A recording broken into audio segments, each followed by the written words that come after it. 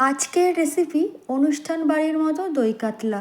তো আমি কিভাবে রান্না করছি তোমাদেরকে এই পুরো ভিডিওতে দেখাবো। তার আগে বলে রাখি, তোমরা যদি আমার এই ভিডিওটা ইউটিউব থেকে দেখে থাকো সাবস্ক্রাইব করে দিও, আর ফেসবুক প্রোফাইল থেকে দেখে থাকলে পেজটিকে ফলো করে দিও। তো চলো আমি কিভাবে রান্না করছি তোমাদেরকে দেখাই। প্রথমেই দেখো এখানে আমি সব কিছু রেডি করে নিয়েছি, আমার রান্নায় যা যা লাগবে আমি সমস্ত কিছু রেডি করে নিয়েছি। আর মাছগুলোকেও দেখো লবণ হলুদ দিয়ে দিয়েছি, লবণ হলুদ মাখিয়ে নেব ভালো করে। আর এদিকে দেখো আদা রসুন কাঁচা লঙ্কা পেঁয়াজ টমেটো পোস্ত কাজু বাদাম টক দই আমি সব কিছু রেডি করে নিয়েছি।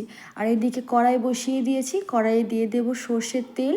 তেলটা ভালো মতো গরম করে নেব। তেলটা ভালো মতো গরম হয়ে আসলে এরপর আমি এক এক করে মাছগুলোকে দিয়ে দেবো। মাছগুলো দিয়ে ভালো করে লাল লাল করে ভেজে নেব। তো দেখো একবারে মাছগুলো ভেজে নিয়েছি, এরপর আমি আবারও সব মাছগুলো দিয়ে দিলাম। বাকি মাছগুলোকে দিয়ে আবারও সব ভালো করে লাল লাল করে ভেজে নেব। তোমরা এমনভাবে দই কাতলা বানিয়ে দেখতে পারো, সত্যি বলছি দুর্দান্ত হয় খেতে।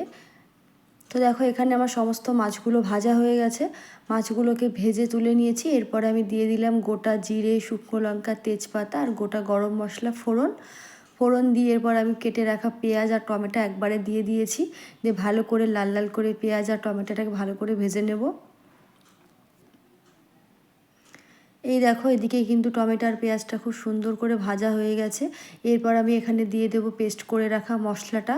এখানে আছে আদা রসুন আর কাঁচা লঙ্কা, সেই পেস্ট করা মশলাটাকে দিয়ে ভালো করে মিশিয়ে এরপর আমি এখানে রেগুলার যে মশলাগুলো থাকে সেই মশলাগুলো দিয়ে দেবো। এখানে আছে জিরে গুঁড়ো ধনে গুঁড়ো দিয়েছি, কাশ্মীরি লঙ্কার গুঁড়ো লবণ আর হলুদ দিয়ে ভালো করে মিশিয়ে নেব। ভালো করে মিশিয়ে আর এদিকে চলো মশলাটা করে নিই। এখানে আছে টক দই কাজু বাদাম আর কিছুটা পোস্ত দিয়ে আমি মশলাটাকে ভালো করে পেস্ট করে নিয়েছি। আর এদিকে দেখো মশলা থেকে কিন্তু ভালো মতো তেল ছেড়ে এসছে, দিয়ে দেবো কিছুটা চিনি দিয়ে আবারও সব ভালো করে মিশিয়ে নেব।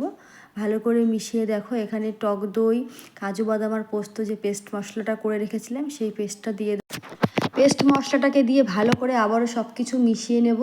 ভালো করে মিশিয়ে ঢাকা চাপা দিয়ে আরও 2 মিনিট কষিয়ে নেব। তো দেখো এখানে কিন্তু খুব ভালো মতো কষা হয়ে গেছে, মশলা থেকে তেল ছেড়ে দিয়েছে।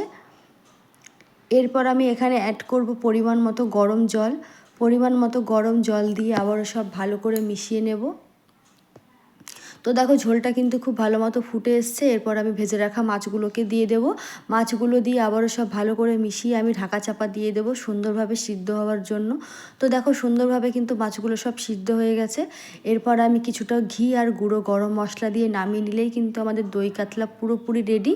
তো চলো বন্ধুরা, তোমাদের এই পুরো ভিডিওটা কেমন লাগলো তোমরা কিন্তু অবশ্যই কমেন্ট করে জানাবে। আজকের মতো এইটুকুই, সবাই ভালো থেকো সুস্থ থেকো।